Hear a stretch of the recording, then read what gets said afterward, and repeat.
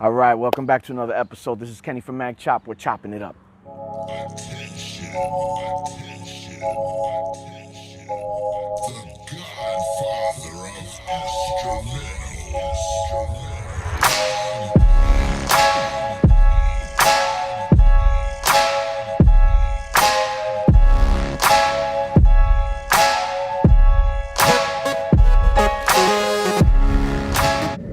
All right, welcome back to the show. If it's your first time here, I'm glad you're here. I hope you enjoy it. And when it's done, make sure you go check out some of the other videos. I have some really cool stuff.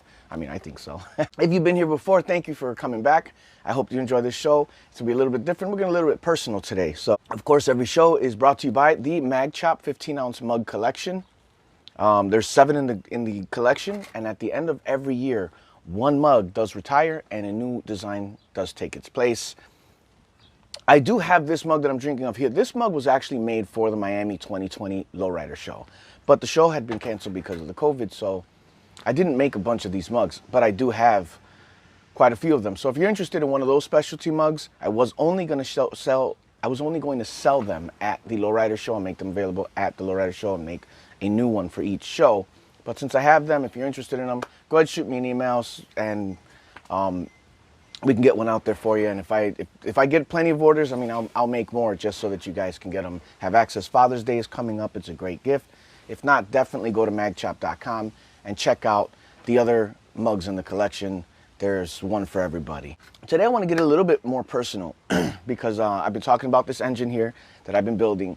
And I think about how can I correlate the creativeness of building an engine or building a lowrider to building a business. So that was something that was really important to me that I really was thinking about, because all of my videos, one of the things I really want to push is that spirit of creating, and that spirit of building your brand or building who you are as, you know, what's your legacy going to be? What are you going to do? What are you building? Now, when I say I build a lowrider, a lot of people, images come to their mind when you say something like that. Different images come to their mind. Now, I'm always shocked when somebody comes up to me and says, "Oh, you build lowriders?" Hey, I have a lowrider. Then I go to their house and they've got like a Dodge Magnum on 22s sitting low. It's nice, but that is not a lowrider. So I want to try and clear that up, because so that way when you understand, because there's a lot of different car genres out there, and the people that are in these genres, they have a name for those genres. You got the cars. You ever see those cars that the wheels are like tucked in all the way around?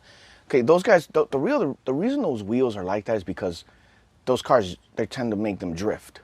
And that, I guess, helps handle the drifting. So that's why those wheels are cambered in like that. Those cars, they refer to them as stance. They're not lowriders. Then you have muscle cars, the old school muscle cars. When you look at a Chevelle or a, you know, classic, one of these classic cars with the big motors and the big wheels in the back, and that's a muscle car. That's what, when you see that, you know, that's like a muscle car, okay? When you see a car with spoke wheels, deep dish, you know, semi-reverse or reverse, you have hydraulics in it, you have usually bright colored paint jobs, pinstripings or murals, that's a lowrider. And it could be any car. And like, there's this whole thing now where they say, "Oh, well, you know, that's not a lowrider because it's not this type of car." Let me tell you, that might be part of a generation, but lowriding is whatever you had, you built it, you put hydraulics on it, you put 13-inch spokes on it, and you made that thing the way you wanted it to look.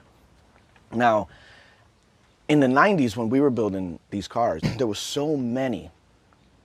Let's start that over. In the 90s, when we were building these cars, there was so many different genres, and there was so many different builders. You had like lowrider Euros, cars like Casanova.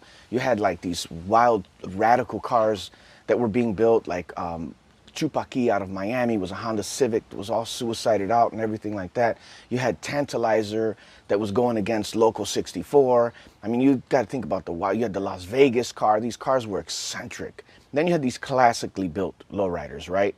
That were like the Santana, built by Majestics, or one of the world's most known lowrider, the Gypsy Rose.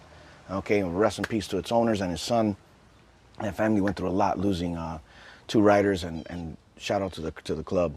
Those are like examples of like lowriders that I saw growing up. And so when I decided to build my car, now I also saw a lot of muscle cars. I saw a lot of different styles cars. My dad's friend used to have this old 76 Pontiac Grand Grand Prix, and he had these wheels on it. They were chrome, it's like a chrome dish, and then you put spokes, chrome spokes over the dish, and then you put on the spinner. Whereas you got a lot of these other rims, they're knockoffs, you have bolt-on patterns, probably getting to a bunch of stuff that people can be like, wait, what is he talking about? Anyway, these are cars that influenced me into my build. The first real lowrider that I'd ever seen was, I think it was a 64 Impala, and if I remember right, but I remember it was a long car. It was white and it had like this colored roof, and there was not a lot of lowriders in my neighborhood in Chicago. They were mainly in the south side of Chicago, like south suburbs of Chicago. You didn't see too many of them in the inner city, well, in my neighborhood. If they were in the garages and they were driven right out. And so I knew I had seen this car move its suspension. I remember he was pulling in. I remember him raise up the back because everybody would scrape on this particular road, but he was able to raise the car up enough where he got it over without scraping. I thought, wow, that's brilliant. No idea that there was any kind of culture behind this or anything. And then I started slowly seeing them on TV. I would see Gypsy Rose on Chico and the Man reruns and things like that. And I was like, oh, wait a minute, man, I like that look. I like that style. And it wasn't, you know, I grew up in Humboldt Park, Chicago, so a lot of the cars that you see there were like these little Toyota 1.8s. You know, you had these people with these Pontiac Parisians, these big bodies sitting up, you know, kind of jacked up with the spoke wheels on them, like 30s, you know, but nothing like this car. This one was different. And I was like, I like that. So fast forward, I ended up moving out of Chicago and I moved to South Florida, this little town called Pompano Beach. And it was culture shock for me. There was nothing about this place was like Chicago, nothing. Even the animals that were walking around, there was stuff you'd normally see in a zoo. So it was like, wow. But here I was, I go and I move into this new neighborhood and I start walking around the block. 'Cause I'm gonna walk around my neighborhood, see what my neighborhood's all about. And I'm walking, this dude's working on his car. And he said, and I'm looking at it, it's an old Regal and he's sitting on the floor. And I'm looking at it and I'm like, man, I like that look. I think that's similar to that car that I saw. So I kind of stopped and I stared for a little while, and then the guy comes walking out from behind the car, and he looks at me and he goes, hey, you want to see something cool? Yeah. He reaches in his window. I see his hand do like this, and the car front end pops up. I was hooked. I was bit by the lowrider bug at that moment. I was like, I got to have that. That whatever that is, I want one. And it was just amazing. The guy and I are still friends to this day, and we've built plenty of cars together. And so that's what really got me into lowriding. So then I started looking. I built a couple cars. I've had a 1965 Buick Skylark. I have built an old Regal before. I'm building another Regal now, and you know, a slew of other cars that I've worked on and had. And let me tell you, I started going around looking at all these different cars, because I would go to like they had these things like Tower Shops was this shop, the thing down in Florida, where you would go down and all these cars would hang out, and or not, you had like, you go to Miami and you had this gas station, and everyone would cruise from this gas station down to like South Beach, right? And so I started seeing these cars, but it wasn't just lowrider, it was everything. The car craze in the 90s was something else. People were building everything. I mean, you had Mustangs with wire wheels on them. If you look at Boys in the Hood, if I'm not mistaken, he had a Mustang with spokes on it, and it was hot. It was like the car at that moment, right? So when I started building this one, because I remember I've been in this a long time, and so I started building this car, and I said to myself, I want to do something that kind of represents a little bit of each of the cultures that I've seen in the car genre, in the car world, that I like. So with that being said, I'm going to explain to you a little bit about this engine. This is not a Chevy 350 engine. And a lot of people at first glance look at it and go, oh, you got a 350? No. This is actually a Buick 231 3.8 V6. It is a stock Buick motor. The only difference is it is a roller motor, and I've added a lot of chrome to it. Now, why would I paint a Buick motor that's born blue, Chevy orange? Because I like that look. I really do. I think it's a cool look. It makes the engine look to me like an engine. So there's a lot of people that you see, a lot of lowriders and other people that they have their engines candied or painted or whatever to match, or you have people that, you know, keep the engine a certain color. I like Chevy orange. That's why I painted my motor. I really don't care what anyone else thinks about it, and neither should you. When you think about building your ride and what you're going to do, and I'm gonna correlate all this craziness into a business in a minute, so stay tuned.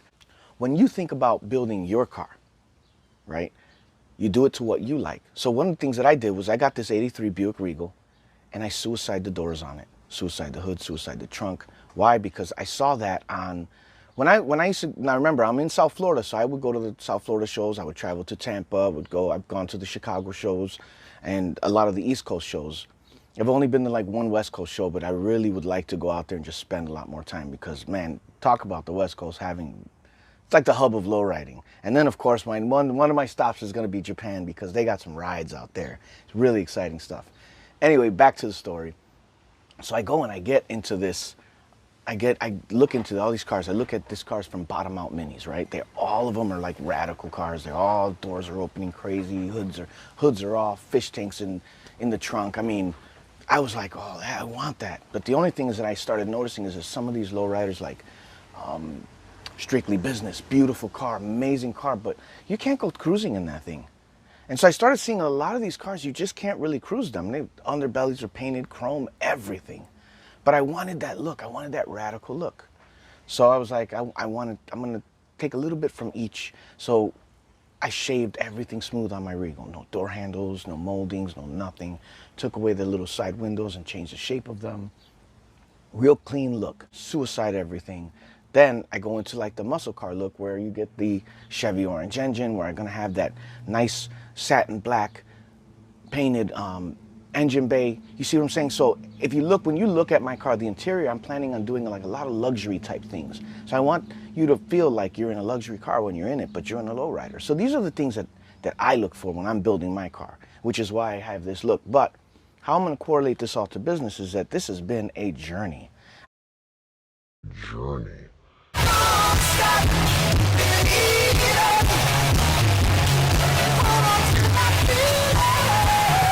I've had some ups and downs with this car, like you will if you're building a car or anything else that you're building, that you are taking your time, your money, your pride, your ideas and putting it into, and you're pouring it into. You're gonna have some setbacks. You're gonna have things that are gonna affect you and the things that may delay the progress of your ultimate goal. So you have to be aware of that, and this is where I'm gonna get into how learning about this and building these cars and building this has really prepared me for building my business. But it's also taught me some lessons that I'm still learning. So one of the things is that whatever your business is, you have to make sure that you are passionate about it. Make sure that you know it and understand it. Learn every aspect of that business. You have to become a professional in that field. There goes my dog. You have to become a professional in your field in order to complete this business. You have to learn as many things about this field as you can. So that way, when you get questioned, because you will get questioned, that you have the answers. And it's okay if you don't always have the answers. It's all right. Because that gives you motivation to go find them, because you're gonna have issues you're gonna have to overcome, just like in anything. One of the things that I was going through recently is you notice that my alternator is not here. The last video I had one. Well, guess what? It was the wrong size. And it's not the first one that I've ordered that was the wrong size. It wasn't until I contacted the manufacturer and I explained to them, hey, listen, I don't know what Buick you're sending me for, but I never changed this bracket. And as frustrating it was, we were able to find it, and the new one's on its way. The proper one is on its way. Okay. Then I've had experiences like with my business. I've had good times and bad times. We got hit really hard when we were supposed to do the Cannes Film Festival. The guy ended up being a scammer. We lost a lot of money. And we weren't the only ones. There was probably about 25 other designers that lost their money. Big setback, major setback. When it comes to my car, I've had my car in some shops that really I thought they were good people gonna do the right thing, and they straight burned me, and with some of them I was lucky to get the car back. So these are some of the setbacks I've had with my car. You're gonna have them with your business. I've had to become very creative with saving for the parts for my car. So I've had to be creative with saving for parts of my business, because they always say that to make money, you got to spend money. And then you think to yourself, well, if I don't have any money, how am I going to use money to make money? Well, it's going to take some creativity. So just like with a business, just like with a car, you're going to have to do some creativity. Okay, so if you have a business and you have a home life, you have a wife or husband or children, whatever, maybe you have a sea of cats. Maybe you have a couple dogs. I don't know what your situation is, but whatever it is, this is what your money's going into, to your livelihood, right? So you established your budget or what have you, and now it's like, okay, well, how am I going to have money for my business? So this is where it's going to take the patience. If you look at some of these most beautiful cars that are built out there today, they weren't built overnight. These cars have been built over 10, 20 years. And they say it takes 5 years for a business just to establish itself and kind of know if it can make it. And then you got the whole rest. Now, some people make it really fast. It hits and boom, they're like, wow. You know what I mean? Some people, you're gonna have to take the steps. But either way, those people who have made it, those people who have gone through it, they still finding themselves in situations that are very, very, very controversial, so to speak. You know, you get a lot of people that start working for you and they might take from you.